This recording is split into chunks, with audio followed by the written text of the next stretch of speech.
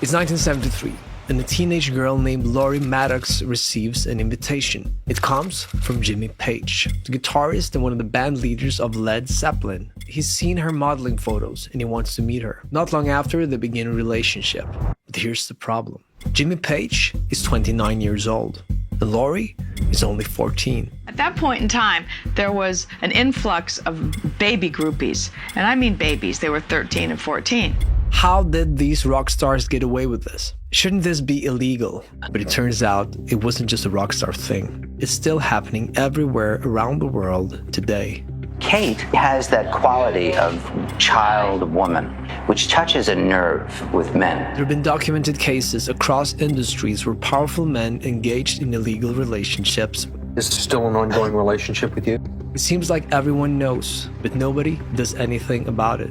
Why? Learning about this story made me sick. Why isn't this the biggest story in music? Why do we still idolize these rock stars, and why are we still accepting it today? Let me tell you a story. This video is a journalistic analysis of publicly documented cases involving power and accountability in entertainment industries. All information is based on established media reporting, court records, and public statements. The purpose is critical examination and cultural analysis, not to make new allegations or promote harmful behavior.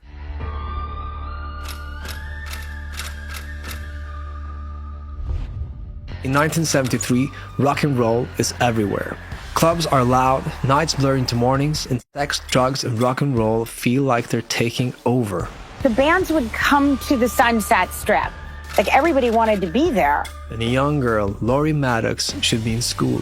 But instead, she's at the Rainbow Club on the Sunset Strip. She's one of the most famous groupies in Los Angeles, but she's still just in 7th grade. I was drawn by the music. The music is what swept me up, and all of it. A few months earlier, Lori had been at the Beverly Hilton for a party. That's where she met him. David Bowie, one of the biggest rock stars on the planet.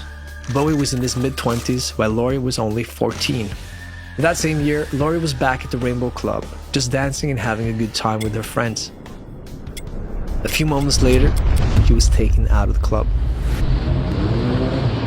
We were at the Rainbow, and Richard Cole says to me, "Get in the bloody car, and if you move, I'll have your head." She was thrown into the back of a limousine, taken to the Hyatt House on Sunset, and there waiting was Jimmy Page. And I turn around and look, and there's Jimmy sitting in the corner of the room with a hat and a cane, saying, "I told you, I'm going to have you." This was the beginning of their 2-year relationship. Page kept her hidden, locked in hotel rooms during tours. Guards outside the door. She wasn't allowed to leave. He always left me with the security. I wasn't really allowed to go very many places with him. Jimmy Page was, of course, terrified of being arrested if anyone found out how young she was. But Lori wasn't the only one. Her friend Sable Starr started younger than Lori. She later described having an encounter with Randy California, guitarist for the band Spirit. She was in 6th grade, and by 13 she was chilling with Mick Jagger, Iggy Pop, Keith Moon, Alice Cooper. And the crazy thing is that these weren't secrets. Even Sable's parents knew. The entire music industry knew.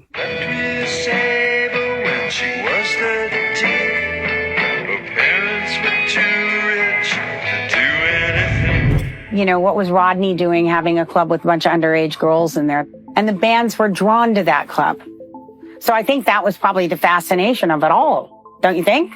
And the pattern goes way beyond Lori and Sable. What drives Steve Tyler? Drugs, women. Steven Tyler, the frontman of Aerosmith, that he obtained legal guardianship of her. Tyler convinced her parents to sign over custody. He said that I was too young, we couldn't get married because of my age. He couldn't take me on tour with him unless he was my legal guardian. You know, he basically ruled me. This allowed him to take her across state lines on tour without getting charged. He said, "You're too young to understand, but I'm the devil. And if you love me, you love the devil." Ted Nugent did the same thing. They called it the legal guardian loophole. I was underage, and even back in the wild 70s, it just really wasn't a terribly appropriate situation in most people's eyes. And now it would be criminal. Don Henley of the Eagles, his 16-year-old girlfriend overdosed on cocaine. His punishment? A $2,500 fine and 2-year probation. The legend Anthony Kiedis of the Red Hot Chili Peppers. His autobiography tells a story of sexual behavior with a minor when he was 23. Elvis Presley met his wife Priscilla when she was only 14. Jerry Lee Lewis married his 13-year-old cousin. And it's important to note that this wasn't hidden. It was public knowledge, and the media celebrated it. Rock stars hired lawyers, figuring out how to navigate the legal gray areas. Decades later, some of these women start questioning their experiences. The truth is, I was lost. I was in a world that was very dangerous, and I barely escaped with my life.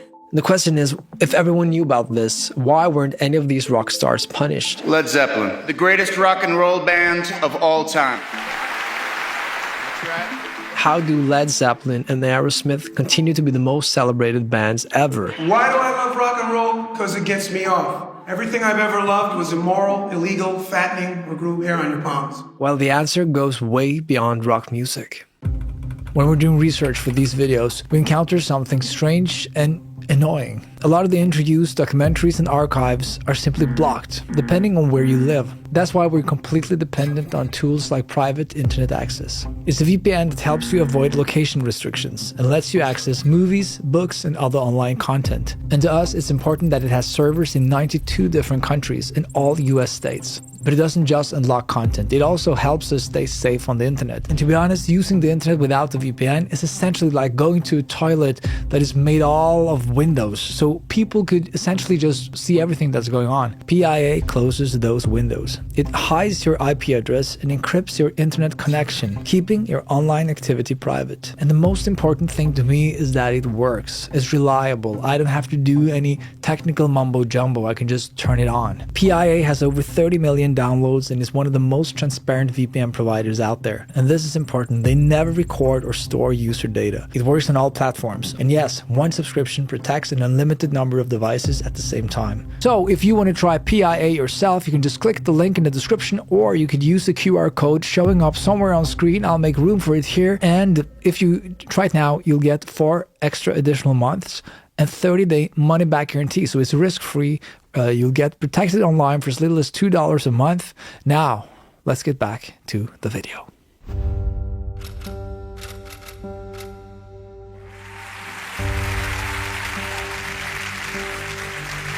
And the Oscar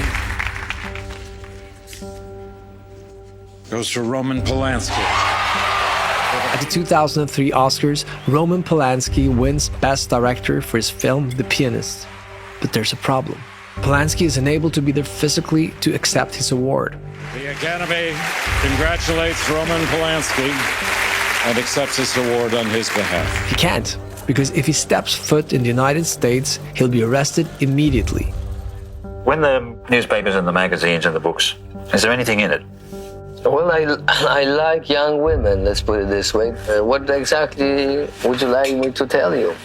26 years earlier, in 1977, Polanski serves champagne and pills to 13-year-old girl at Jack Nicholson's house. And I was scared and confused and high, and so I just kind of didn't really know how to resist that. I just didn't know what else to do. I was unprepared. And because the girls of that age, for some reason, like me. But before sentencing, Polanski flees the country. I'm going to Paris. Will you come back? Will I come back? Sir, I certainly will. And he's been living as a fugitive in France ever since. The most disturbing part, when his name is announced at the Oscars, the audience gives him a standing ovation. Because in Hollywood, if you're famous enough, you can get away with anything. Director Woody Allen caught in a relationship with the 21-year-old adopted daughter of his longtime partner, Mia Farrow. Woody Allen started a relationship with the adopted daughter of his wife when she was still in high school. I have an adult relationship with Suni. To those people that feel they want to feel that it's questionable or not their taste, or she's too young for me, or she's Mia's daughter, or whatever they want to think, I'll take that heat. Is this still an ongoing relationship with you? Yes. I mean, she's away at school, so it's limited by that, and she has a few years to go before she graduates. But he's still making movies today. Director Luc Besson began dating a 15-year-old actress when he was 32. His film Leon the Professional, about a 12-year-old girl's relationship with an older man, was based on her. There is one scene and one guy say, No fucking way. And then 200 people stand up and leave. What scene was that? It was Matilda saying to Leon, I want you to be my first lover. This is a cultural problem. Websites with countdowns to the exact second an actress turned 18 became popular. Mary-Kate and Ashley Olsen, Emma Watson, Natalie Portman, Millie Bobby Brown. The internet literally tracked when these girls would become legal. Then of course we've got Leonardo DiCaprio. He has found a way to really hack the system. Leo has dated 28 women publicly, but not one of them was over the age of 25 when the relationship ended. And at 52, he's never been married. He follows a simple pattern. He meets a model when she's 18 or 19, dates her for a few years. The moment she gets close to 25, he replaces her with another 18-year-old. It's honestly so consistent that it's become a meme. You've worked with every great director. You've won 3 Golden Globes, an Oscar. And the most impressive thing is that you were able to accomplish all of that before your girlfriend turned 30. I mean, it's just insane. It's called the Leonardo DiCaprio syndrome. And this pattern is not unique to Hollywood. You can see it in all global pop industries. These are very young girls performing, and their audience is not kids. This is not controversial, not illegal. It's a trendy pop group in Japan, and the anime industry does the same thing. It's so normalized in Japanese culture that it has become a major export. You can see from the outside cover, this is clearly a child, and I'm obviously not going to show you what is inside it. It's not illegal here, and it's going to remain legal despite this new legislation, as are video games and cartoons also depicting this sort of child pornography. Online search trends show youth-themed content consistently rank among the most popular. But trust me, this is just the surface. Because it turns out that this problem goes so much deeper than we had ever imagined. Oh, this is my first shoot for Calvin Klein with Patrick Dumas-Chelier and Fabien Baron. Kate Moss's career in the fashion industry began when she was 14. Still in high school, but already on runways, already in major advertising campaigns, already being photographed topless. And Kate wasn't an exception. She was a standard. Kate has that quality of child woman thing, which touches a nerve with men especially. That's always on the edge a little bit. Throughout the 90s and 2000s, modeling agencies actively recruited 14 and 15-year-old girls. Hello, my name is Nadia. I'm 13. The younger, the better. They wanted girls who hadn't fully developed yet. Narrow hips, ideal chests. By 25, most models are considered too old, aged out, replaced by the next generation of teenagers. It's frustrating to feel like you're sort of disposable, you know, that there's such a high turnover rate. But fashion has been doing this for years. This was Calvin Klein's most successful ad campaign. You want to know what comes between me and my Calvins? Nothing. A 15-year-old girl in tight jeans telling the world that she's not wearing underwear. Calvin, beautiful conqueror. So that's what happened to me. I've been Calvinized. That campaign didn't just sell jeans. It showed the market how valuable youth could be. I was a kid, and where I was naive. But sex has sold since the dawn of time. There's an appeal to it that is so undeniable, and they tapped right into it. You know, they knew exactly what they were doing, and the campaign was extremely successful. The beauty and the anti-aging industries generate over $550 billion every year. These are some of the biggest corporations in the world. Their entire business model is built on one thing: youth is valuable. It may be time to start using Neutrogena Retinol Regenerating Cream. It can reverse 7 years of visible aging. Aging is failure. Every wrinkle cream or anti-aging serum, every product promises to turn back time. All these industries are selling the same thing: the idea that looking young is the only way to be desirable. Fashion magazines with teenage models on every cover. Not because they're better models, but because youth sells. John Casablancas pushed the industry over the edge with the sexualization and objectification of kids. L'Oreal isn't going to stop selling anti-aging products. Major adult platforms aren't going to remove the most successful category because there's simply just too much money to be made. But Hollywood, Epstein, Big Capital, none of these players are responsible for creating the demand. They just happen to become the suppliers. Which leaves us with maybe the most interesting question. Where does this demand come from?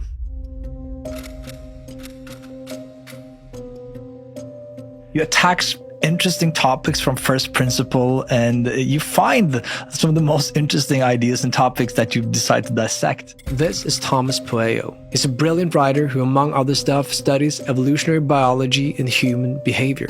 And he wrote a very interesting series called The Game Theory of Sex that explains something we need to understand about human biology. In the most important moment in life for reproduction, which is early on in the sexual life, when women are the most fertile, which is just after puberty. So 15 to 18 or so, women are extremely fertile. Some evolutionary scientists argue that attraction patterns can be influenced by fertility cues. Mary was at the age of 12 or 15 when she got her baby, Jesus Christ. Now here's the key point. Biology doesn't have to be destiny. That's where our moral responsibility begins and where society has to draw a line. But here's why that's so difficult. Human brains evolved over millions of years, when life expectancy was 30. And since fertility began at puberty, reproduction had to happen quickly. Is that men place a greater priority on physical attractiveness, physical appearance, good looks. It's basically an evolved preference for fertility cues.